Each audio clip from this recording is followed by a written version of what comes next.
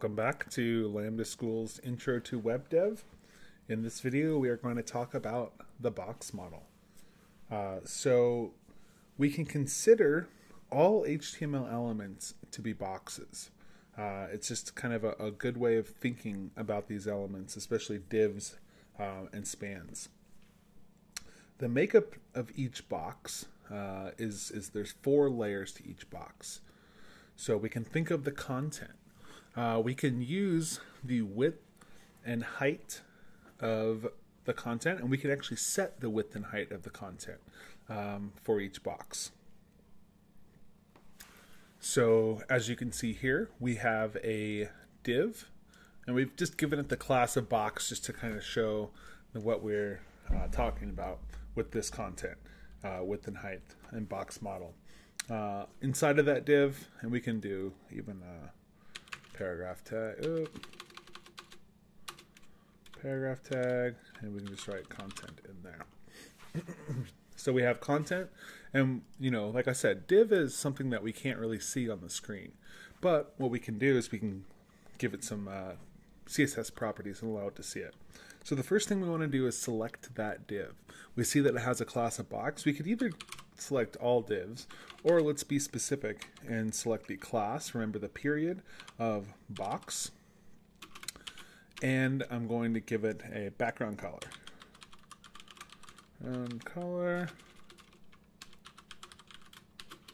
And we'll just give this almond, I believe is a good one. Nope, it's blanched almond. If you've never worked with CSS before, CSS has a lot of fun built-in colors. Blanched almond is one of them. We can't really see that well. We're going to use Dodger Blue because I like the color. You can give it a bunch of name colors. You can give it hex values, RGB values, kind of any color value. There's also, I believe, 160 named CSS colors. So let's look at this now. We see that our div, the entire div, the background color is Dodger Blue.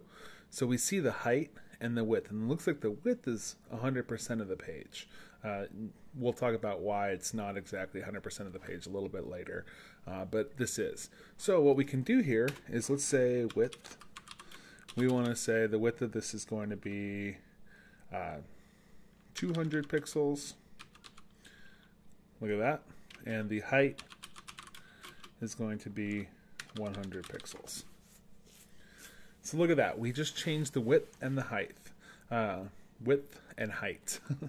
I'm going to change the color also to white so we can see a little bit better. All right.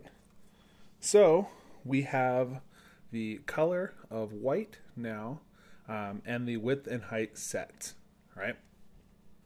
So let's go back and see some other stuff.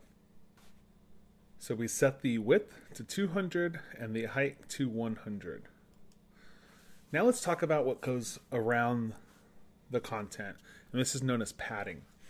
So we have an invisible margin between the content and the edge of the box itself, known as padding, and we can set the padding. So say we set the padding to 40 pixels. What that's going to do is it's going to add this buffer around the content of 40 pixels on each side. Okay, so we can say that the padding is set to 40 pixels. And we'll see later we can control what the top, bottom, left, and right padding is. But for now, we're going to set it equal around. All right, so this one's a little tricky because it's really hard to visualize the padding. We can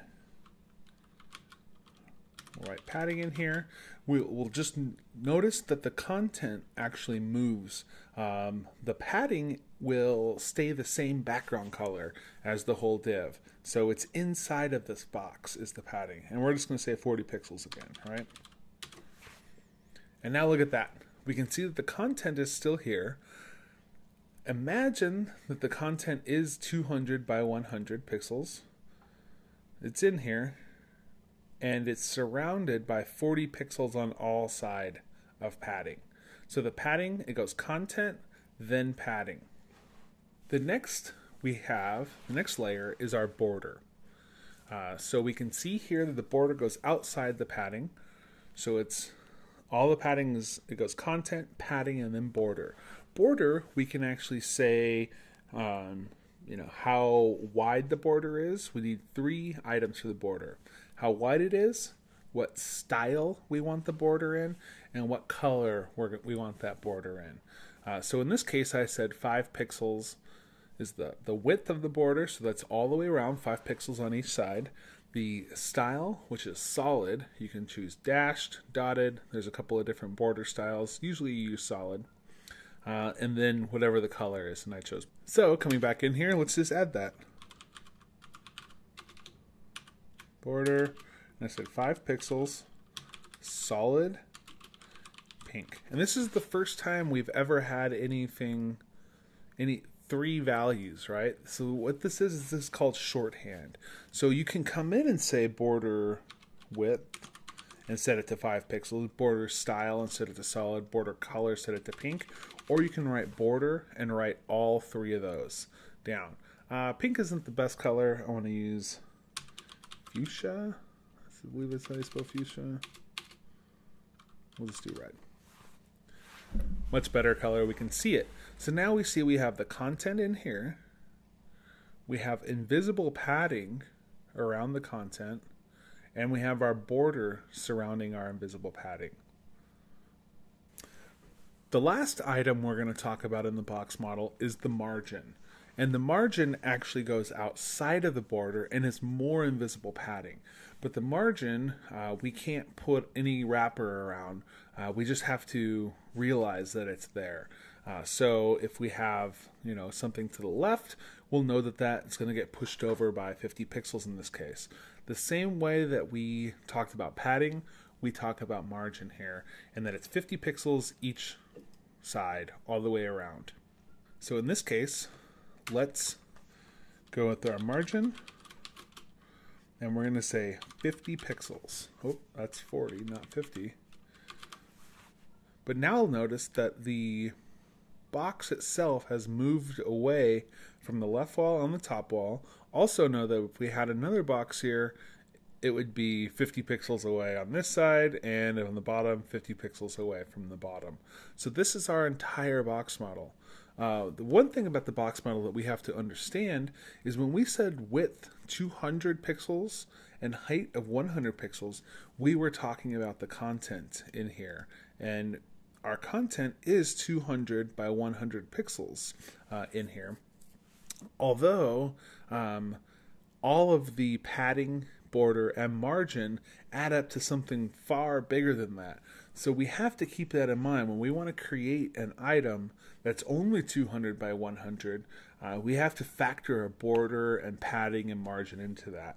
There is a way to get around that. We talk about it in the full class. It's a little outside of the scope of this lesson, but it's known as border size, box sizing border box. But for right now, just know that we have to add up all of the border, margin, padding, width, height to get the true size of our box. And here we can kind of see what we've done. Look on the left side, we have our width. We have set the width specifically to 200 pixels. Then we have to add our padding in, right? So each side of that box has 40 pixels of padding, so that's 80. Each side of that box has 5 pixels of border, so that's 10 total for the width. And then also each side has 50 pixels of margin. So the grand total comes out, this entire box is 390 pixels wide. What if we wanted a 200 pixel wide box? Well, we'd have to do that math ahead of time and make sure that our content was set properly.